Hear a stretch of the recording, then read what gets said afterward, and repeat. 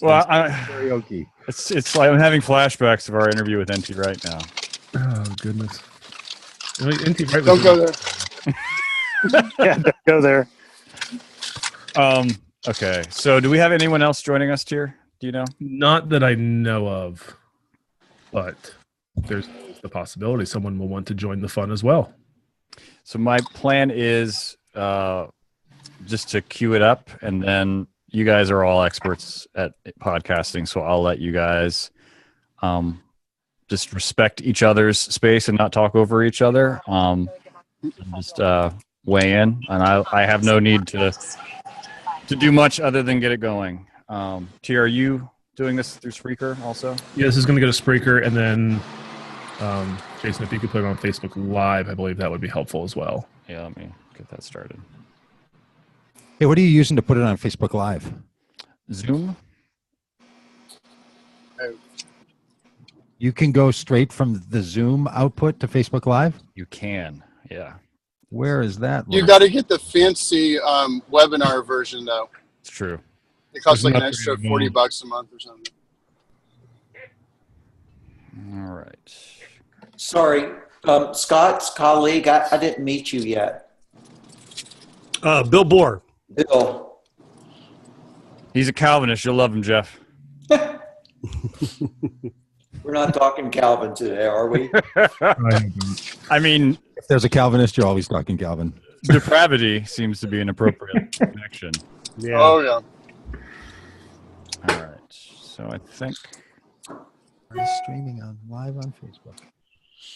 we're good. Let me make sure we're I think not. we just blew Doug's mind. Home. All right. You know what Tony Jones would call this? All right. We're on Facebook Live, so be careful of what you call it. Okay. That's it. Let me make sure it's. All right. So are we good to go?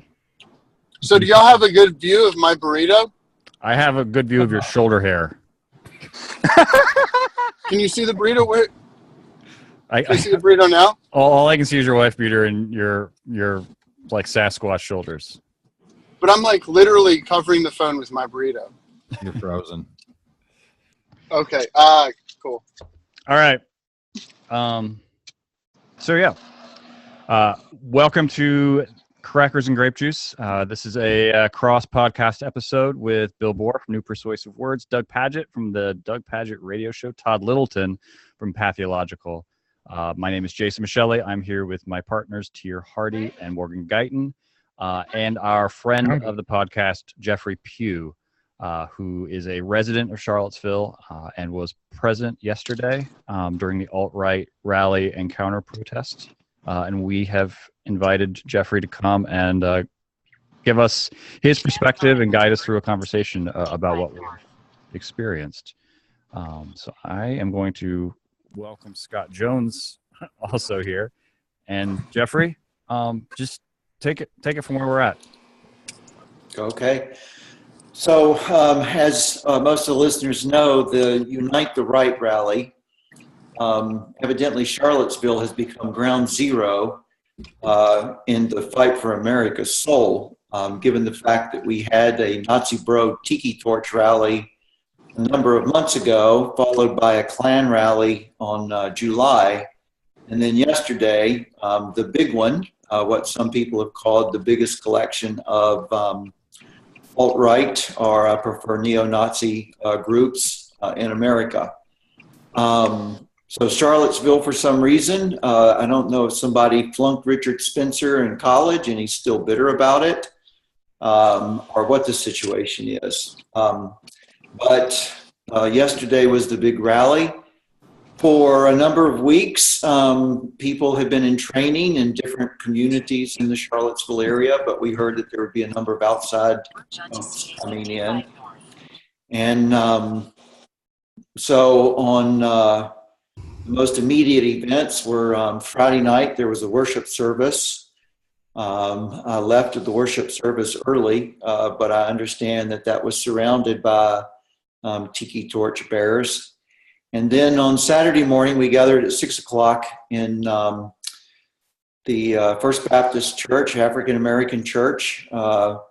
Cornell West and Tracy Blackman spoke. And then the majority of people went on a march from Jefferson School to McGuffey Park, and then a number of clergy peeled off from that and went to do support at First United Methodist, which is right across the street from Emancipation Park, which is the center.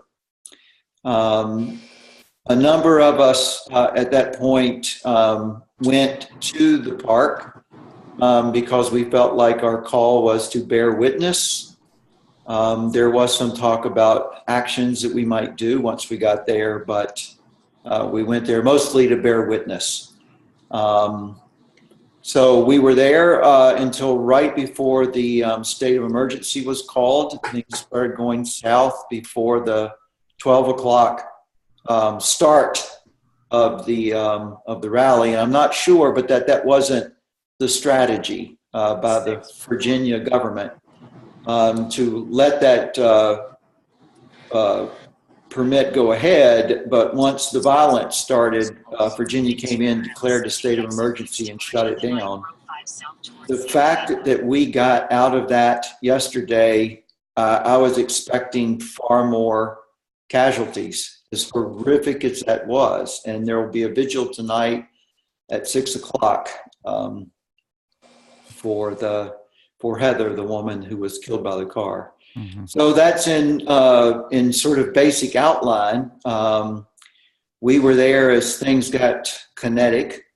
And if you were an outsider looking at this, you would say that, as our president said, there was violence on both sides, many sides.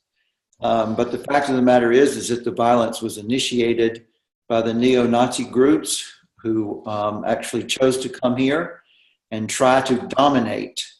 And make no mistake about it, this was not free speech. This was a dominant action. They have been walking the streets on Friday. They attacked UVA students on Friday night. They are still in Charlottesville today. Jason Kessler and Richard Spencer are holding a news conference, or held a news conference. So this was an action intended to dominate and to say to Charlottesville, we own this town. And what I saw yesterday was not free speech. It was a dominance action. I'm going to stop it there. We can talk amongst ourselves. I do want to say that Morgan had some really good things to say this morning in his Pathos blog site about what the future of the church looks like. Morgan, I'll let you go first. Yeah, I guess, I was trying to think about what I would preach if I had to preach today. And so I wanted to take a hopeful angle. And I don't know, I just really feel this sense that maybe we're getting to a point where the definitive voice in American Christianity is going to be those who are unequivocal in their stance against fascism, as opposed to those who are proclaiming quote unquote family values. And I don't know if I'm just trying to speak something into existence. I don't have any legitimate basis for saying that shift is going to occur, but it's something that I want to see happen. And so I just wrote a blog and I said, this is what's going to happen. And so I don't know. I mean, I just think that clarity is being sharpened right now, in terms of where people stand and what really motivates them, and the main thing that I said in my blog is that when Jesus says to take up your cross and follow me, he wasn't asking us to commit to a daily quiet time and to stop saying the F-bomb.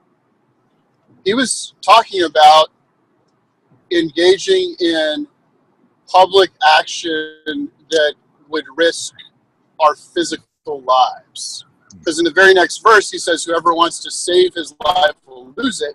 Whoever loses his life for my sake will save it. And so this is like, and so we're in a time when we're being invited to take up our crosses and follow Jesus, you know, and to actually take a stand and be willing to be at risk for the sake of those who are in harm's way. I'm going to just jump in real quick and follow since nobody else went in there.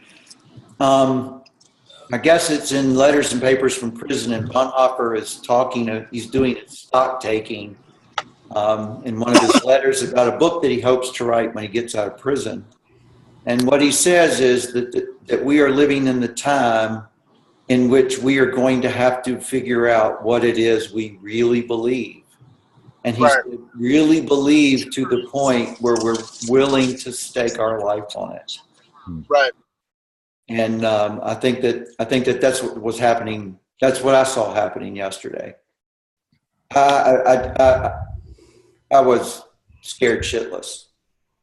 And then I'm standing in front of people with guns. This is the Nazi militia who were better weaponized than the state police were. Wow. And but they were also I want to say they were also incredibly disciplined, because if those guys went south, that whole thing could have just gone horribly wrong. That said, they were standing in front of their people, I think, who would have come after us if they could have. But I think that the militia was there to keep their people from getting out of hand. And but there were a couple of moments in which I thought yesterday, well, maybe this is the day. I don't know. I mean, I got pushed around a little bit. I got told somebody was going to punch me in the face. We got called heretic, which I actually consider the high point of my day. You know, if you're called a heretic by the Nazis, then I'm thinking I'm a lot more things are going orthodox than I thought. I think you're doing something right then. I might put that on my letterhead, actually. So I have to say that over and over again, Bonhoeffer sort of kept coming back to me. What is it that you believe enough that you're willing to put it on the line for? You know, I was like, sorry, go ahead. Go ahead. No, go ahead, Bill. I was to say, first of all, I was watching yesterday morning, and to me, I was moved with the news showed initially, the prayer vigil and people kneeling on the side of the road, and I thought, to me, that was it was a powerful word that demonstrating the kind of Christian witness that we would hope would be there. So I appreciate all of you who are there doing that, and also taking the brave stand. One of my concerns is, and obviously I talked about this at church this morning.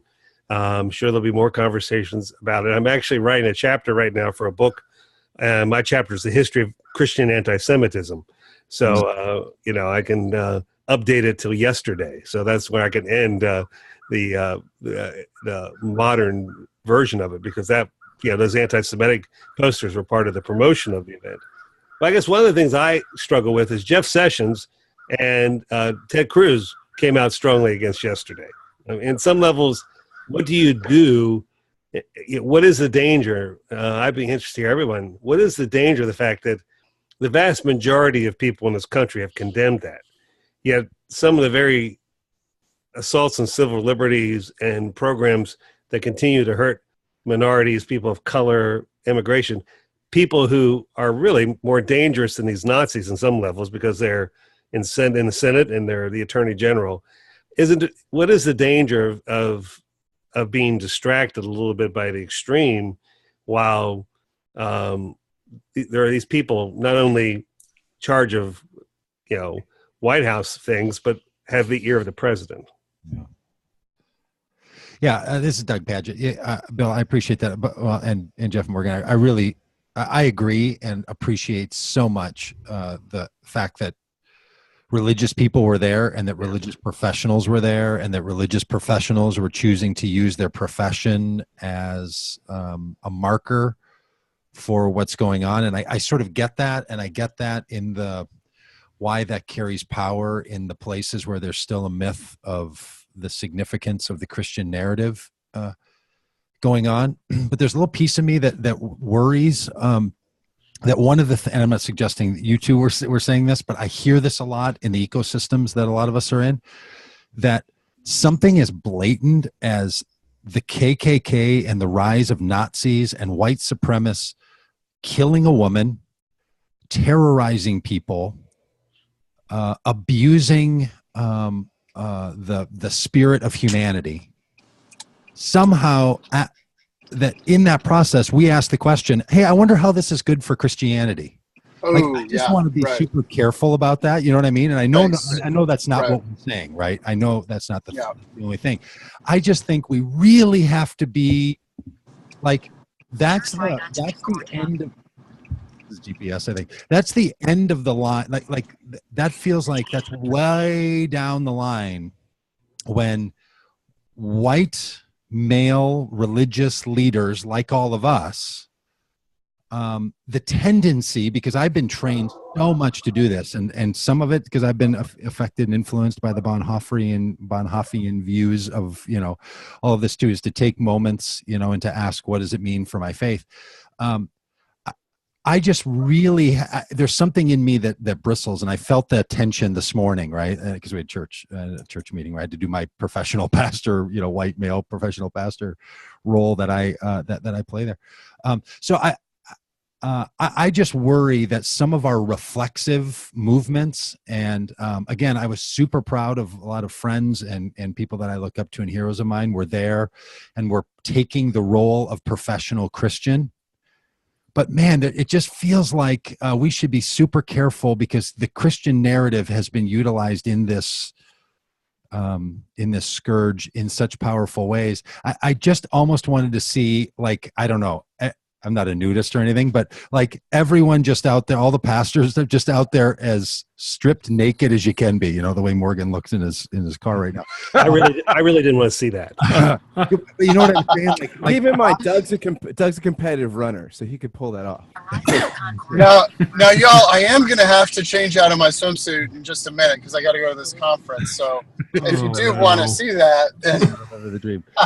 But you know what I'm saying? Like, you have to drop the collars and you can't wear the stoles, and you've got to stand there as a human being. And that you fight the way Jesus had to fight, not as a rejected rabbi, and like not with all the pomp and not with all the cultural acumen and not with all that force of the righteousness of your religion behind you, but to stand face to face with people and say, this scourge, this thing, this is a failure of this imagination of what it means to be humans and to be spiritual and to be alive in the world and so on. So I'm not trying to pick I'm not saying anyone didn't do that. There's just this side of me that really wanted, and I was watching all of you, and I was really proud. I was watching the news in the middle of the day, like middle-aged men do on Saturdays. So I was watching on MSNBC and saw, when Tracy was pulled away from the cameras because people were going to hit her with brass knuckles because she was a woman, because she's black, because she's a pastor. Like, I get it. All that came together in real power. I'm glad she did it. And, she's a hero of mine. There's just part that's like, I just think we, especially those who've done well in the religion industry enough to have it be our worlds, should not should just be really cautious about any conversation about what does it mean for us. Yeah. So listening to that and what Morgan said, Jeffrey, the difference for Christians, I think, is that Jesus was the one responsible for the prophetic street theater that he was doing. But to what extent, since I was there on Friday night, but had to come back, and it makes part of me wonders, did the counter protesters give Richard Spencer exactly what he hoped for? Yes. So, and not that Richard Spencer is doing Jesus-y things, but was he in charge of this whole spectacle? And were Christians and protesters on the left duped by him? Okay. These are all great. I often have these same suspicions, and I just want to go ahead and confess my sin that when I saw the Antifa people running up to the chanting when the Nazis came down the street, chanting, and the Antifa people started chanting, not on our street, not on our street, and those two groups came together and started going at it, there was a huge part of me that wished that I were in the Antifa group wearing a helmet and had a club and was absolutely nonviolent. I mean, absolutely violent. I have to get in touch with that visceral part of myself that admired that. Admired it. So I want to say that there's a part of me that totally understands and gets this point. I'm going to make a counterpoint. Mm-hmm. My argument has been for a number of years since I've been studying Barton Bonhoeffer that part of the reason that Hitler gained power is that nobody showed up. Mm. People in Germany didn't come out of their houses.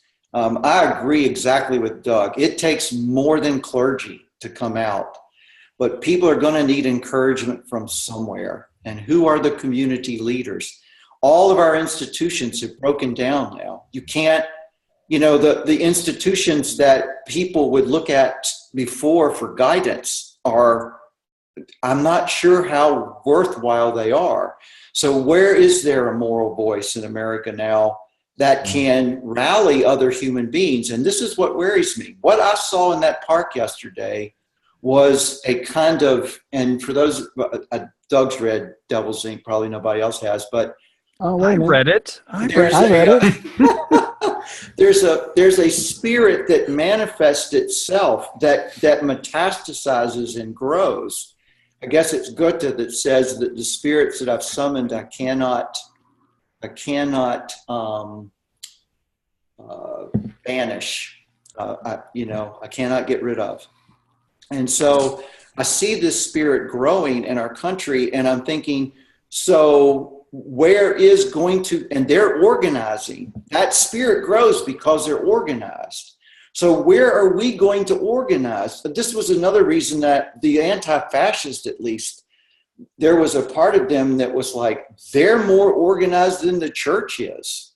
Mm-hmm. They were more ready for this than the church was.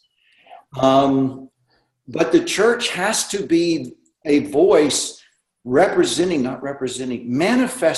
the reign of God in the midst of this. I don't use the word demonic lightly, but what I saw out there in Emancipation Park yesterday, but the chants, the anger, the fear was demonic. And so I keep wondering, I understand, Doug. I wish we could all wear black shirts, and I dressed up in full clergy drag because I thought it was important as a symbol. I would have much rather been there in shorts and a T-shirt, maybe a helmet. But who is going to step up now that this is metastasizing in our culture, in our society? Well, if I could just add, Jeff, the thing I thought you guys did so well in the garb and all the pictures I saw was that you all became like the choir behind the other movements that were pushing back against this, right? Yeah. I thought that was really great. Like it's one, like sometimes I know what your phrase was, to manifest the reign of God. The reign of God. Sometimes I think religious people, especially church religious people, should like fight our way to the background to encourage the back end going forward and not the front, because there's so many people doing such great things. So I thought that was really wonderful. I do think that what you manifest yesterday was the way. And what I worry about is that the question that a lot of church people asked on Sunday morning was, what does this mean for us? Mm-hmm. And that feels a little early, where the question that I think you guys raised so well yesterday is, in light of who we are, what do we mean to this larger pushback movement? Mm-hmm. Like that's a different way to ask that same question. You're still engaged in participating and all. So yeah, to echo what Doug said, there's a slideshow from yesterday on the Washington Post website, and it's incredibly powerful and disturbing because so many of the pictures you see this look of visceral anger and hatred on faces on both sides, but then you have this string of clergy between them with nothing but either a dispassionate face or compassion. And it was a very powerful contrary witness, I think. But I'm going to I know Todd and Scott want to jump in here, so I'm going to let them jump in. Yeah, I think I appreciate what Doug said. We come at it from a little bit different angle, and that is my particular denominational context. The leaders who would speak to this particular moment, or that we would expect to, their silence has been extorted. How do I say it? The convention has been extorted by a few leaders who were so pro-Trump that our ethics voice has not offered any sort of way forward. And where many of you hail from context where, Doug was arrested, I know Morgan and has been, really vocal. You don't see many Southern Baptists hopping a plane or heading down the street that I'm aware. Apologies to those who may have showed up in Charlottesville, but when I go to look at the leaders in our particular wing of the Christian tree, or branch of the Christian tree rather, it's silent. So if there are no pastors, no professional clergy stepping up to say this is the way forward, it's a little bit different context than when that's kind of the expected. It's already sort of in the fabric of your self-expression as faithful to Jesus, faithful to the good news. So I'm appreciative to know some folks who went. I texted Jason when I saw what was going on, asked him if he knew anybody was there, and they were hurt. And then he said Jeffrey was there, and so I've had an intense interest because while I can have a conversation in my local church that's never going to really have any sort of immediate intersection with people of color in any way, I have that internal moment where I feel the same visceral reaction Jeffrey was describing, that I would like to have a moment of violence in defending a righteous cause. So I appreciate Doug's pushback. I think it's very important.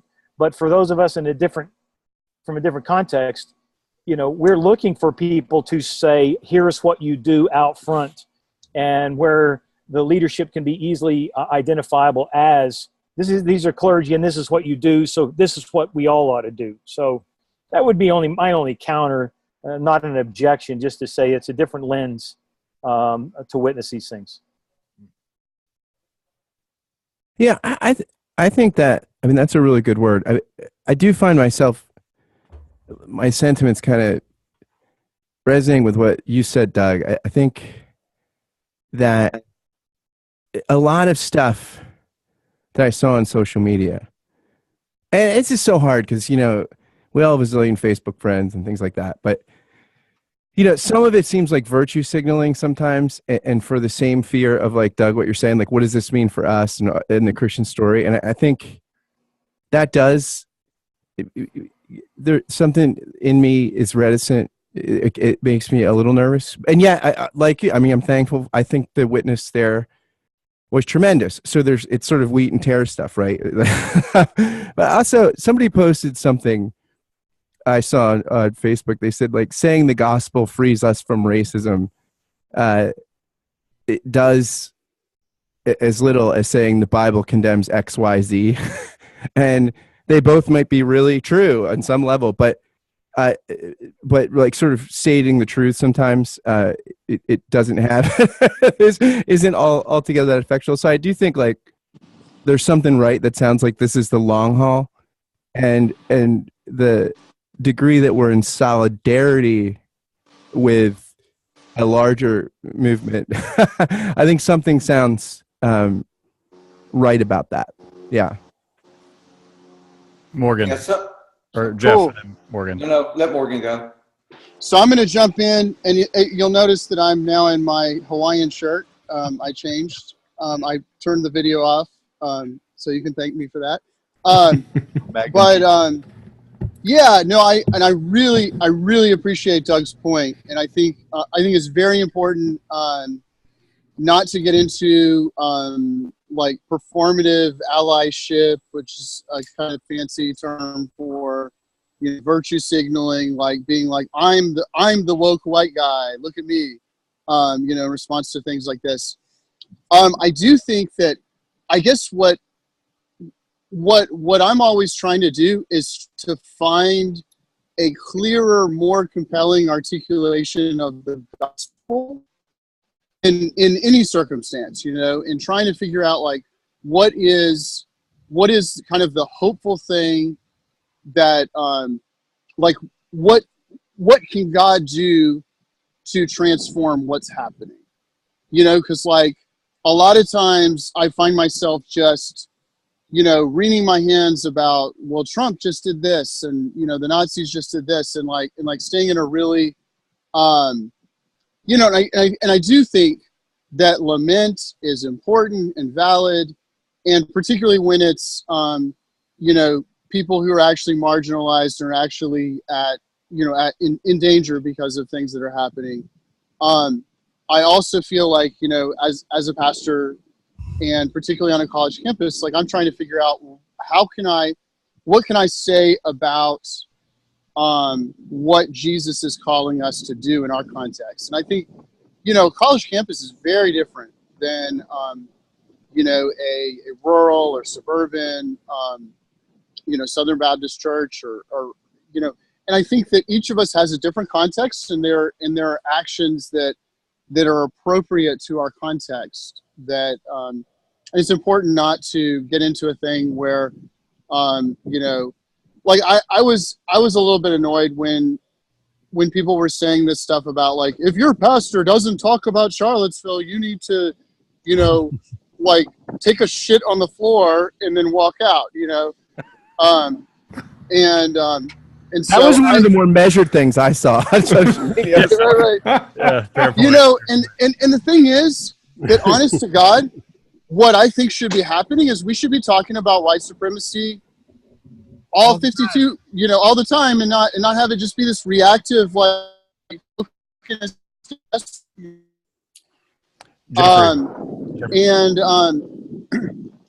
Yeah, and so anyway, I'm gonna say peace out because I gotta go to this conference. I'm late. Love y'all. Love you too, Jeffrey. Then Bill. Well, I'm going to go ahead and say that I have discovered that there is such a thing as PTSD. I've been a little weepy and emotional all day long because stuff just, it's hard until you're in that environment to understand the impact of it on you physically. So please take what I say from that. So I guess a lot of things I was thinking about yesterday is, that whole Martin Niemöller quote that everybody likes to pull out, first they came for the socialist, and well, first they came, not this time, motherfuckers. Yeah. And that's kind of the way I felt.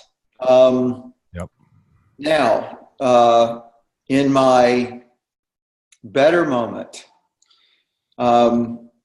I was grieving the fact that I had separated brethren in front of me who had been captured by the spirit of fear and hate.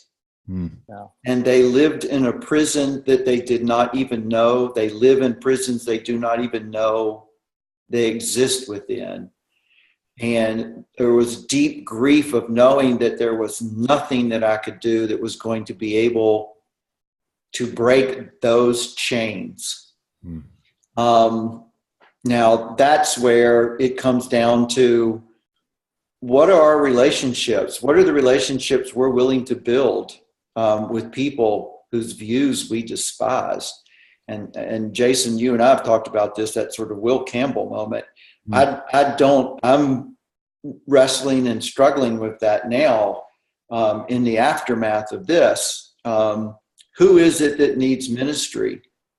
And one of the things this has done is that it has brought people in Charlottesville of good heart and good faith together, having conversations, being organizing and Congregate Charlottesville, Clergy Collective. There are certain things that are happening in this city that weren't happening before. And I think that's a redemptive moment for this. But if the Nazis come back here, I wish we would actually be stronger in number than we were yesterday. Jeffrey, I'd love to hear you talk a little bit about the backstory on how this monument was going to be taken down. Were you part of that? Do you know all the ins and outs that made that come to the? No, we moved to Charlottesville 2 years ago from Chapel Hill because my wife was appointed to a United Methodist church here across from UVA. And when we came, there was some discussion about it.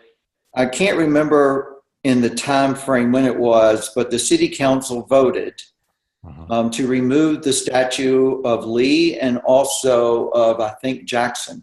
Yeah, the city council was discussing that as far back as when I was an undergrad there. It's been going on for a long time. That's in court now. I'm not sure whether Jason Kessler or whoever took it in court, but somebody took it to court. But I think the thing was that the horse statues were going to be removed and the park was going to be renamed. I don't think that, there was some ambiguity about whether the statues would be moved to a museum or someplace where a interpretive thing could be done. I'm not really, and I don't know a part of that. What I do know is that for a number of reasons, that then functioned as the symbol for the alt-right. One of the groups came in yesterday chanting, I can't remember the exact words, "You will not erase us." And I kept thinking how tragic that they would think that the inclusion of other human beings is an erasure of their identity.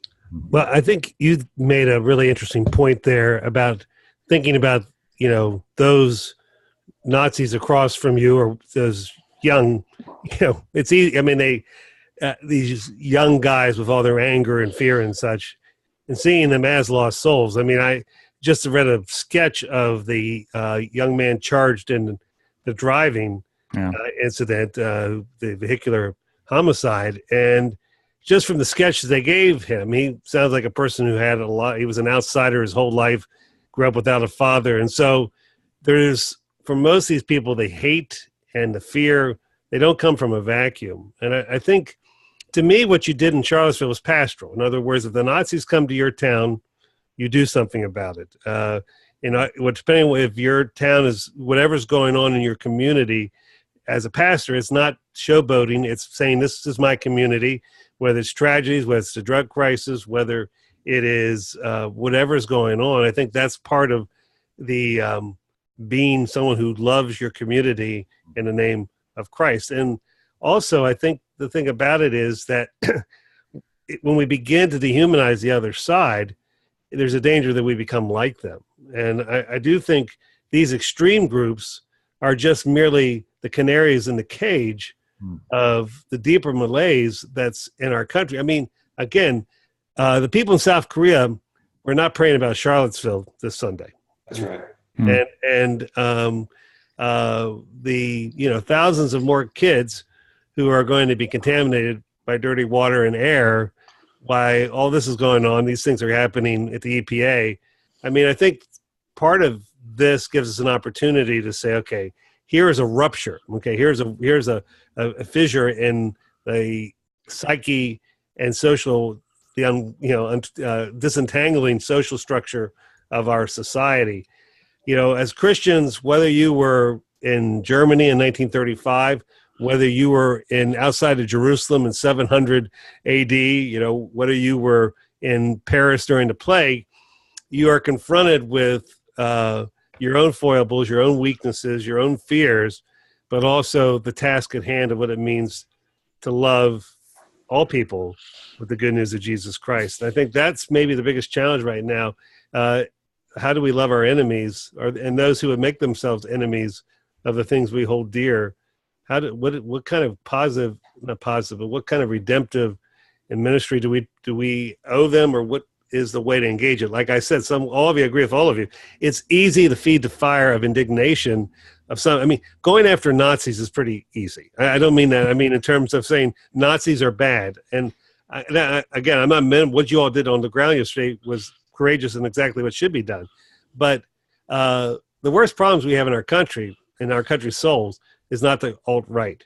It's the people just beside the alt-right, and who are in our churches on Sunday morning, and perhaps also the people in the alt-left who have failed to see the need of their neighbor as well.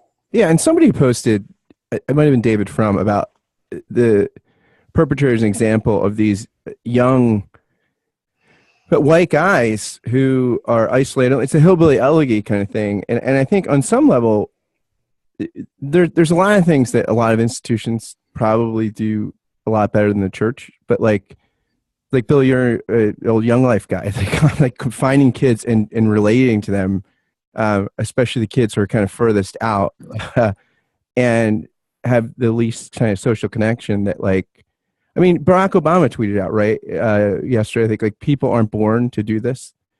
And, I mean, racists like that are not born, they're made systemically and also through just not having social capital. And I wonder, like, what role the church plays in stemming the growth of horrendous demonic movements like that. What scares me the most in that is that the places where the church could do the most good for people like that who feel like they're lost and become assimilated into these groups.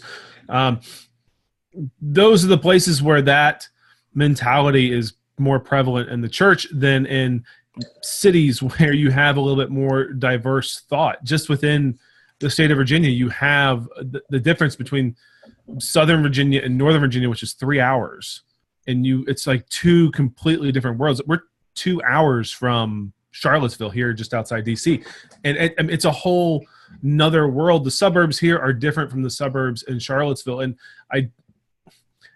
what scares me is that if the church is going to be expected or called or manifest, however you want to say it, to fill this void in people's lives in these communities, I don't know if the churches that are there are equipped to do that. Well, we need Christians being Christian. Mm-hmm. I've said this.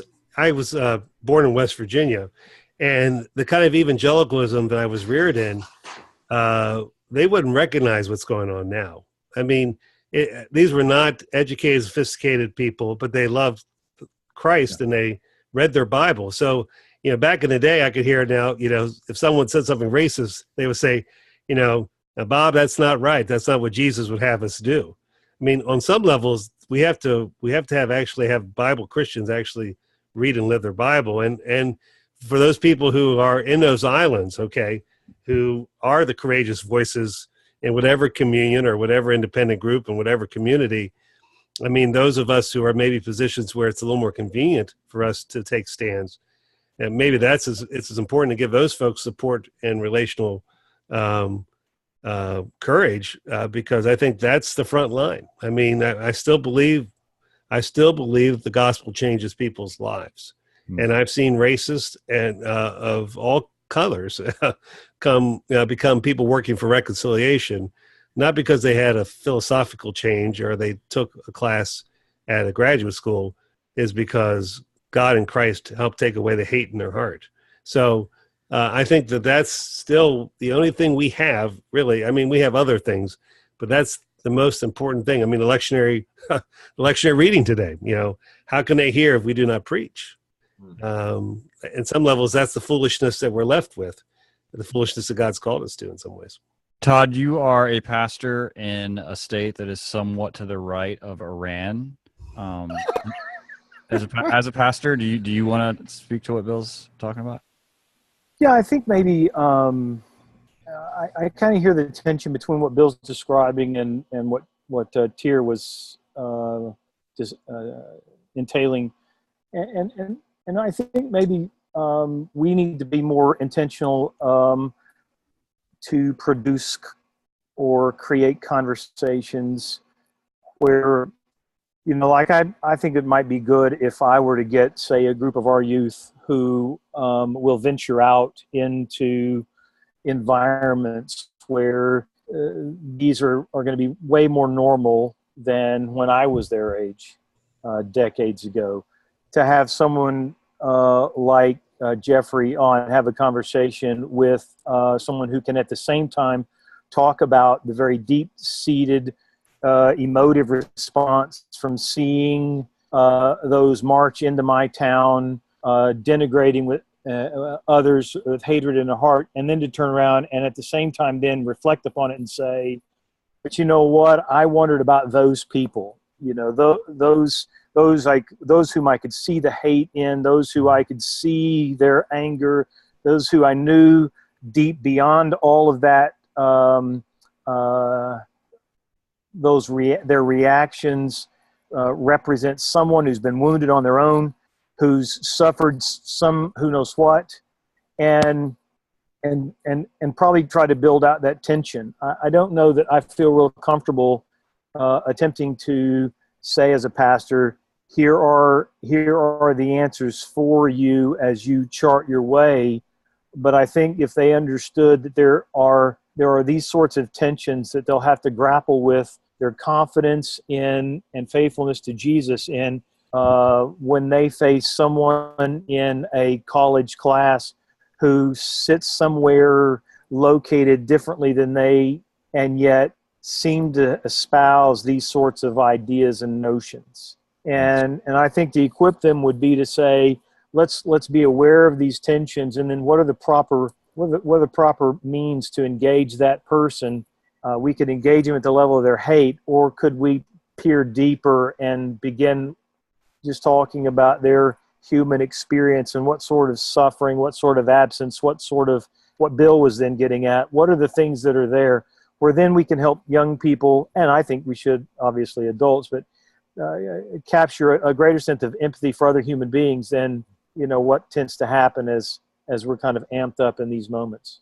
Speaking of equipping, Jeffrey, I was only there for like a fraction of the time that you were, but I saw some of the militia guys with their guns and whatnot, and the torches, and it occurred to me, I remember reading a comment that Reinhold Niebuhr made to Martin Luther King about either King had to make nonviolence work or violence was inevitable. Mm-hmm. And I'm wondering, like, has the church, because it's been so long since the civil rights movement, and it's not our primary, occupation right now, like, have we lost just how to disciple people in nonviolent witness? And do we make a mistake in just thinking it's, organic to being a Christian? Yeah, I've been thinking a lot this morning about spiritual disciplines, bearing wrongs patiently. I mean, there's a set, right, of there's the corporal disciplines that we do with the body, feeding hungry, clothing the poor. And then there's this other set of disciplines, forgiving all injury, bearing wrongs patiently. I don't want to go through the whole list, but, you can Google it. And I was thinking a lot about this morning, struggling with my own feelings about wanting to grab a rod and start hitting a Nazi, about my own spiritual discipline. What informs me? What about the Spirit of Christ is present in my life in this moment? And so as I was thinking about that, I was thinking, well, the church is not doing a very good job of creating a disciplined community. We're doing a very good job of enculturating and making our people feel comfortable in America. And I think Doug alluded to this earlier, that this comfort is a deception to the realities that we have going on all around us. But what is it that we're doing as pastors, as faith leaders, as members of these various communities, where we're saying, Christianity is a daily practice. Mm-hmm. Mm-hmm. It's a daily practice of inculcating certain disciplines of the heart and soul, that we might be those people that can stand in these moments of trial. Wow. Go ahead and stop there. That's great, Jeffrey. I think that's just, I mean, that, and maybe it's kind of an age thing too, right? Where some of us reach a certain age where you start to think like, man, all that stuff in the 20s, people were telling me I needed to develop in order to be a stable person, that I used like just grit to overcome for 3 decades. You really do start to think like, no, I really have to get built some muscles from the inside out, sort of what in workout world they call the core. Everything kind of comes back to core muscles and those disciplines. And I wonder if that's not the ideal place, and this kind of conflict is the ideal place for us to rethink interreligious and interfaith conversations.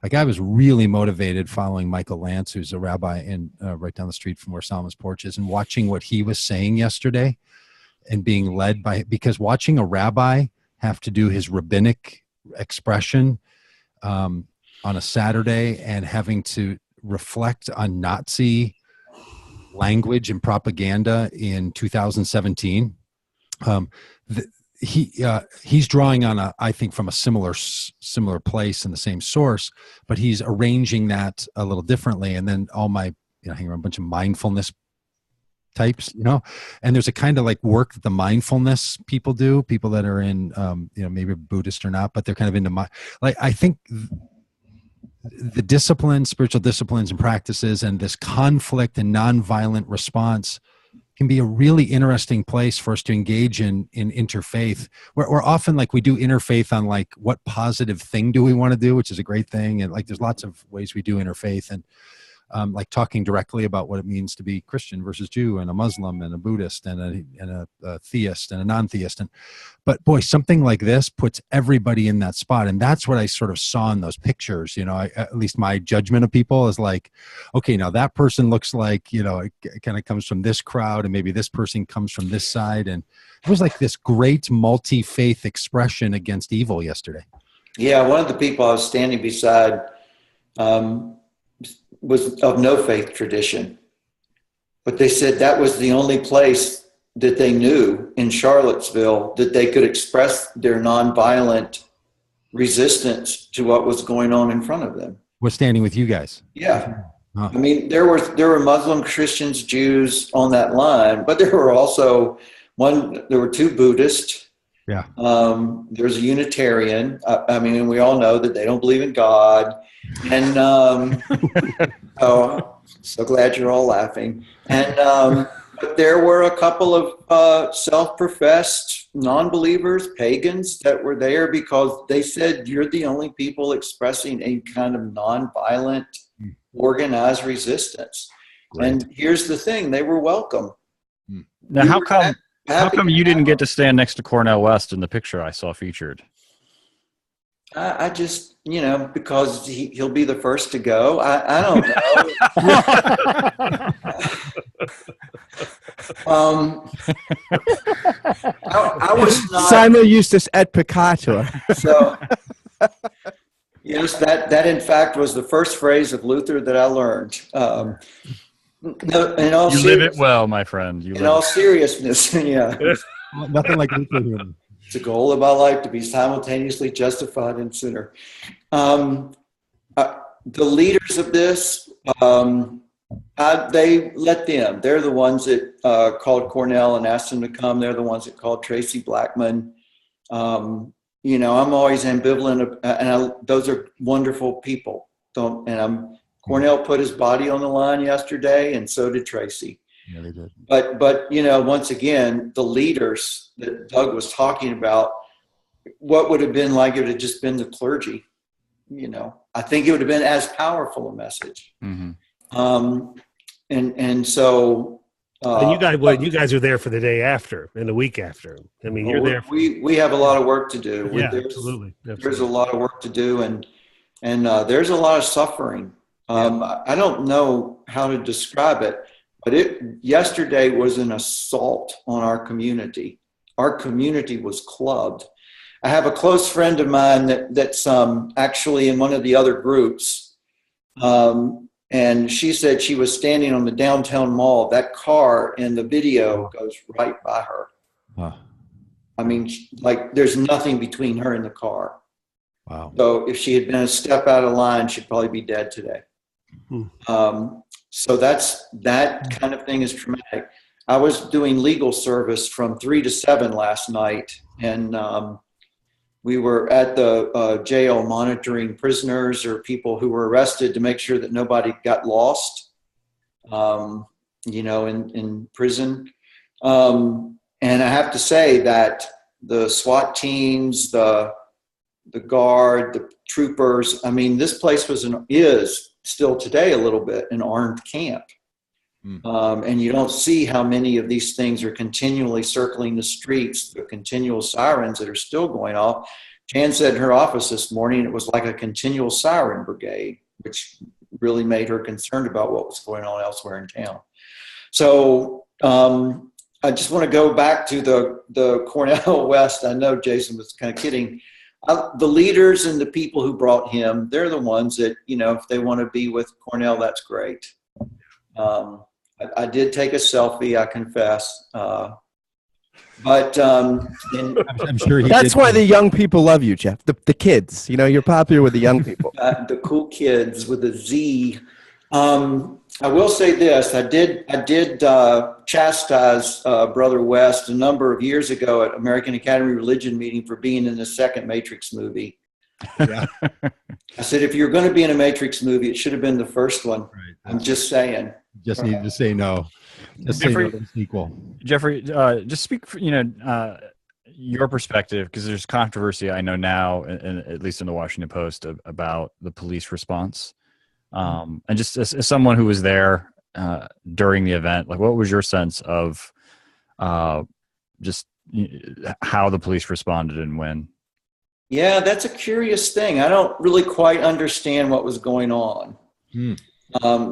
If this had been Ferguson, the police presence around the center of action would have been massive, and they were not there.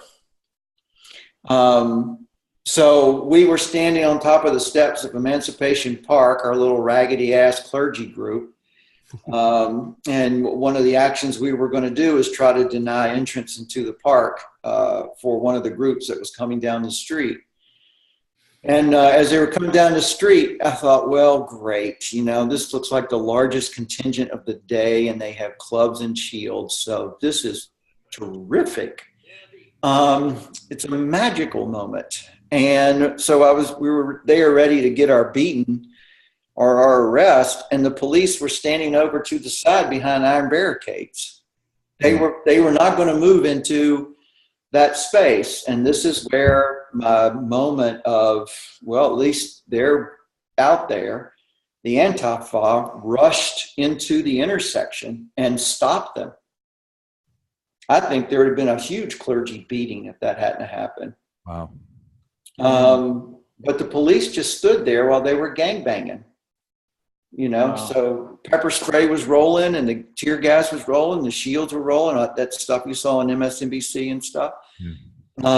That's right down there. And by that point, our leadership was telling us to get out of the way. There was nobody. And if I had been a brave person, and I'm not, I guess I would have done the Desmond Tutu thing and walked in the middle of the crowd to hold up my hands. But Desmond Tutu had a lot of spiritual and moral capital to do that in South Africa that some goofy guy and clergy drag doesn't have. So we were actually pulled away, but the police did not do a thing. Now, this is why I think that there was a strategy that there was not going to be a show of force until some of these things happen, and then they could call a state of emergency because of the violence and shut the whole thing down. So I don't know if that's the case. I'm just speculating that that was the plan all along, to let a couple of these skirmishes break out, and then they could shut the whole thing down and it wouldn't escalate throughout the day. The rally was scheduled to go from 12 to 5. It was done before 12 o'clock, before it got started. So Scott. Yes, sir. Were you just seeing? Was this like the part in the class where you see if I was paying attention? Yeah, Pugh's just running his mouth. Exactly. Hey, Doug, you posted something this morning that I think on a Facebook Live video where you were saying something about the alt-right and Trump voters, and that this is, and I think this is a huge cost on many fronts. We're just saying when I'm like of this kind of politics of the normalization of something that just wasn't. It existed, but it was fringe and down, and this fear of normalization. And I wonder, like, how do you? I mean, this is a challenge, right? Like, because, like St. Paul says, right, the law increases the trespass. So, like, because I agree with what you're saying. I mean, I think that it's right, and some level, people sort of it's easiest for people on one side of the political spectrum to denounce things that are rightly denounced, but then it's hard for people to say they did the wrong thing in the voting booth. I mean, the numbers of like people that will say they don't regret their vote in the first year, and it's like for almost any candidate, but they're like in the high 90s. And so I think, like, how do we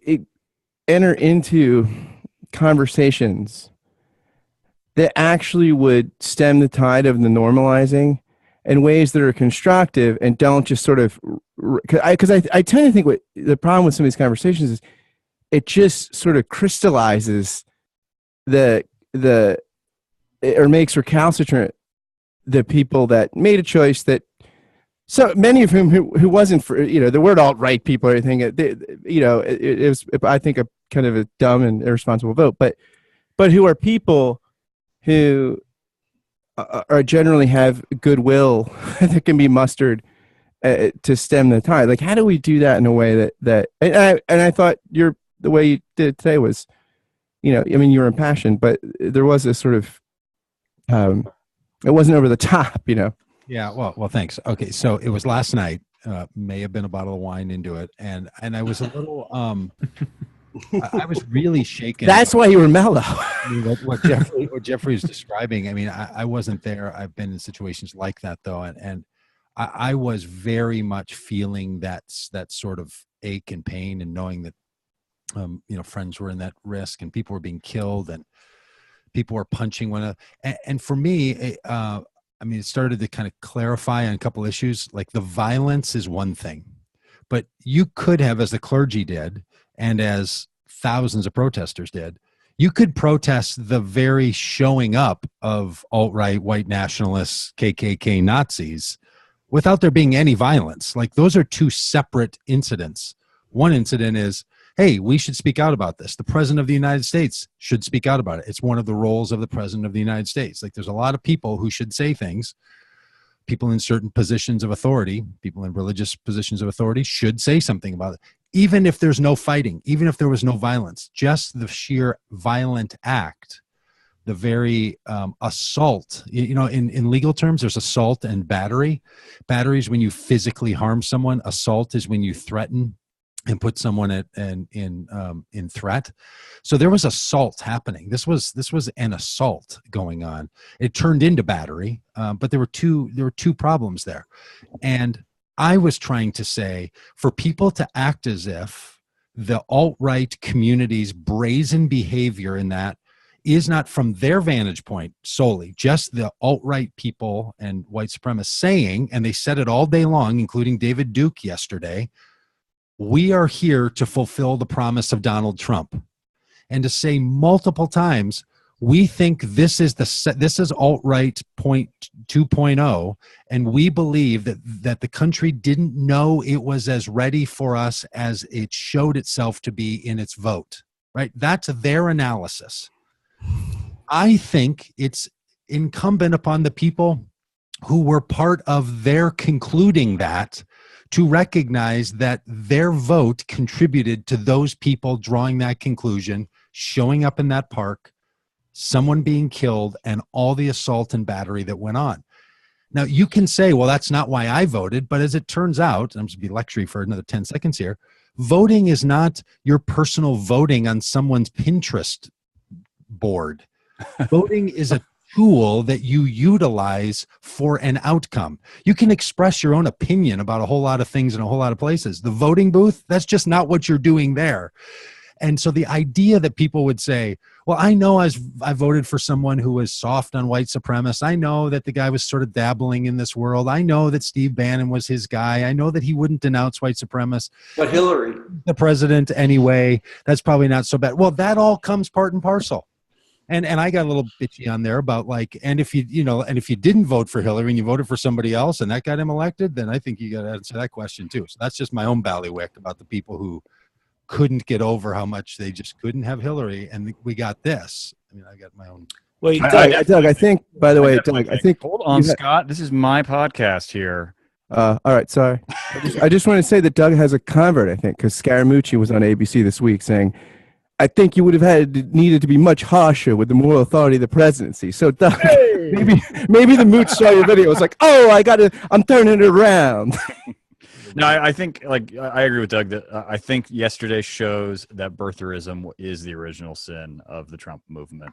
Wow. At the same time, Trump's such an exaggerated character. I think he obscures how yesterday in the alt-right movement is not particular to the United States, but is a part of this global nationalist movement.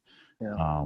Motivated by immigration and shrinking middle class and white anxiety and all, and that becomes a bigger question, I think, for the church, because it's more than just.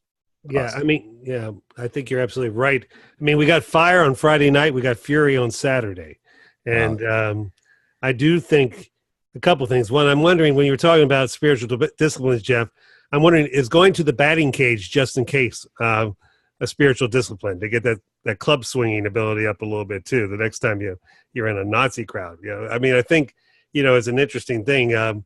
Sometimes when I'm in these situations, and I haven't been anything quite like that, but I've spent a lot of time in urban communities and some other world places, and I'm always tempted to listen to Bruce Coburn's If I Had a Rocket Launcher. That's my Shadow Side song as well. And maybe there are times for rocket launchers. But I still keep going back to something that both of you were just saying, and it reminded me, like, there'll be a friend of mine who most likely will listen to this, a person who would sympathize with everything we have said. He has ended up being a pastor, part of the pastoral team in a large church, mega church, where probably 80% of the congregants voted for Donald Trump. Mm-hmm. And I still, to me, one of the things that I ask myself and those of us who do these kind of things and try to influence other people, what can we give him? Because he is on that front line. I mean, it's part of his ministry is to help disciple those folks into a different way of thinking, or at least giving them an alternative approach to the gospel. And I'm again, how do we encourage those folks? What can we model, or what can we offer for ways to talk to people and help people who are trying to deal exactly what Doug, you said in a polemic way about being they are responsible for this, but how do you help change hearts and minds in that way?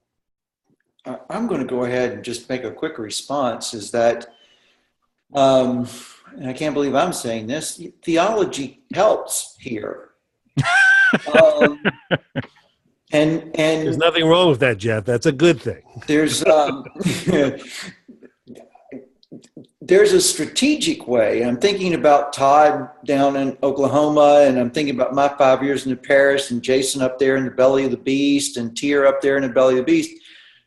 There could be a way in which you could bring in let's not call them outside agitators, but theologians are people who are able to bring something into your congregation that you as a minister could not, because people would get defensive. Now, you do have the legitimacy of pastor. So if you've been in the hospital rooms with people and you've been suffering alongside of them, they might listen to you. But there might be an occasion in which you want to bring in some kind of person in your area or something to do something on America, Christian nation or right-wing death cult. That'd be a good opening seminar right there to bring them in. Especially in Kansas. It plays well in the Midwest. So, I'm actually, I don't believe in providence. I'm saying this for Bill's sake. I don't believe in providence, even though I've been the recipient of so much of it. But I'm teaching a class in Christians and Nazis this fall. At Elon University, where I work. They're just going to watch the History Channel every day. Yeah, they're going to wish they were just watching the History Channel every day. And this morning about 5:30, I was talking to my wife, and I said, I feel sorry for my students. I hope whatever it is that's rolling around inside of me, maybe it's adrenaline, will dissipate by that point. I can be a little dispassionate. I think that Bill, that question of moving the church is the question for the church now. What are we going to be? And everybody's going to have to work that out in their own way. But I can't help but think we're at a moment of clarity for the American church specifically. And I was joking before, and I wouldn't put it so bold, but there is something clarifying about which Jesus are you going to follow? Yeah, I don't know if you know Jonathan Haidt's work, Jeff. Yeah. A moral psychology, because he talks about the problem with, like, in any sort of dialogue or debate, like, people generally talk in them.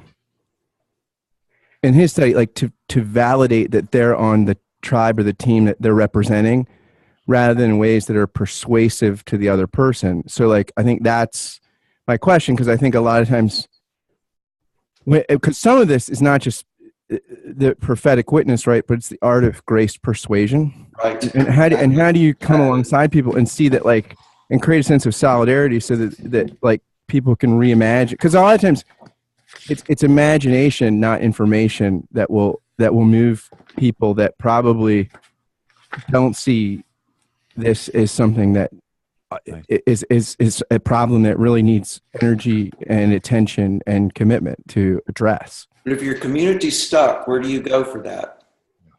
Well, we send them to stream your class online, Christians and Nazis. We invite Jason Micheli to Oklahoma. Yeah, I mean, Todd does exactly what Jeffrey is suggesting. Yeah, Jeff, I just want Jeff, be careful humanizing your students. Don't feel sorry for them, because then you start seeing them as real people. And that could be problematic in the classroom. Paying customers. Yeah.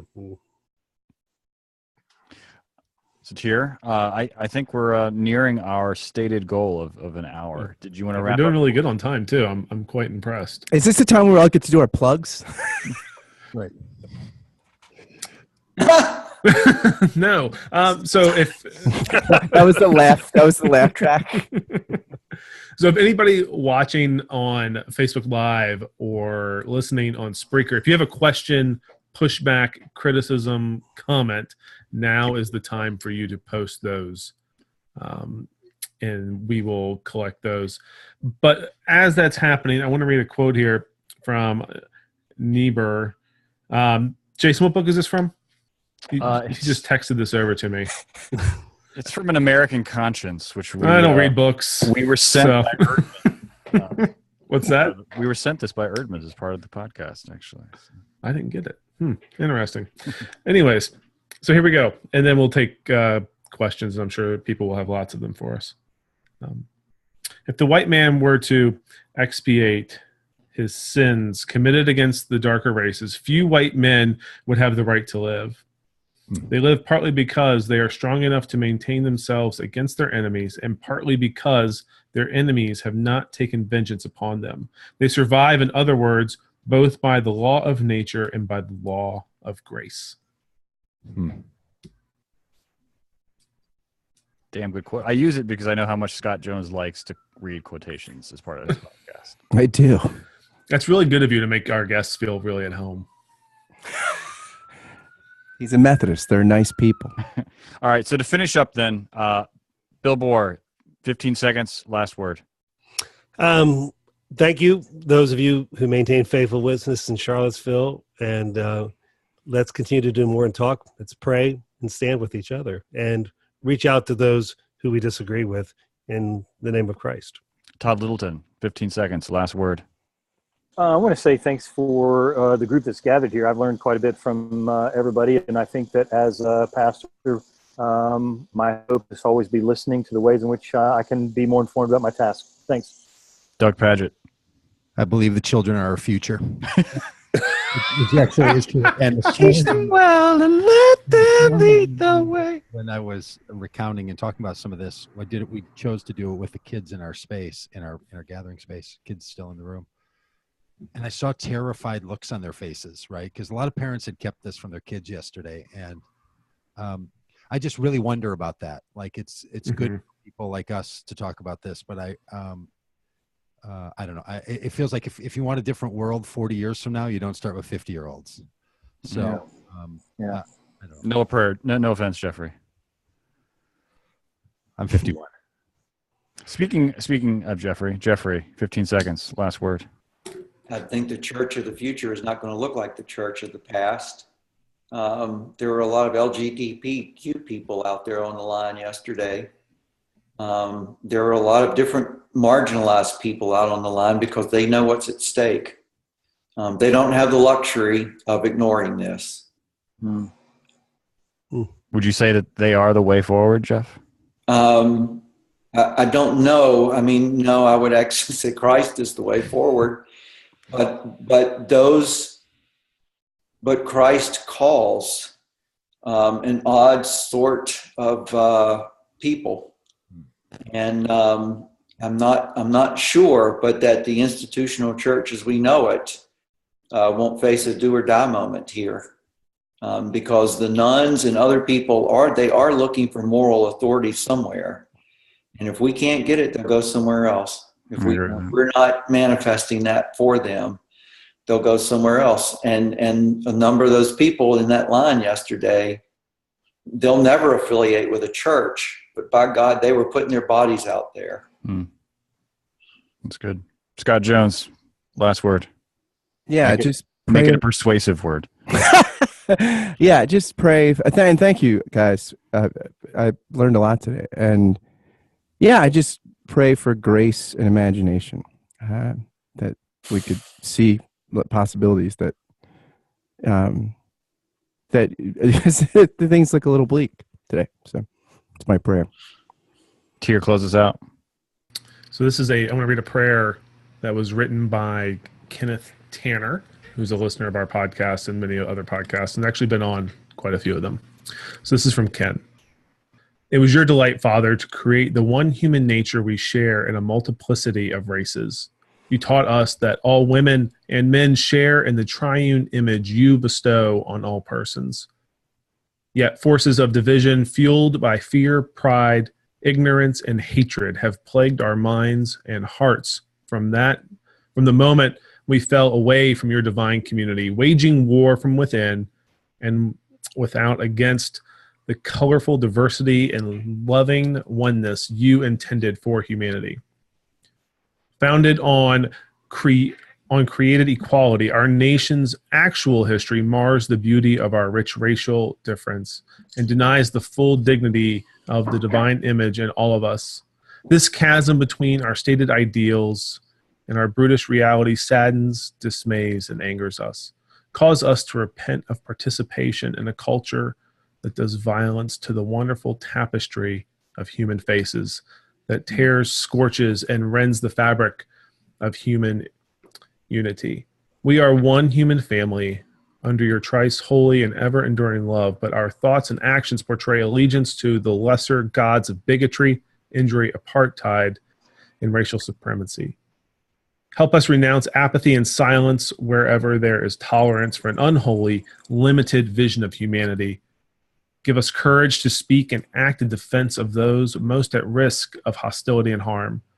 Come by your Spirit and shield all those experiencing injustice, cruelty, and savagery because of race. Come by your Spirit and defend those who protect the oppressed, who guard the dignity of your image in all humans. Bring swift justice to those who embrace threats, terror, and bloodshed, who worship violence and death. May these enemies of our common created goodness be visited by angels and converted to the cause of human flourishing revealed to us in your Son, Jesus Christ, in whom there is neither Jew nor Greek, neither slave nor free, neither rich nor poor, and in whom we, together with all creation, hope for universal reconciliation with each other by and in you and your all Holy Spirit. Amen. Amen. And And Thank you, guys. thank you. Thanks, everybody.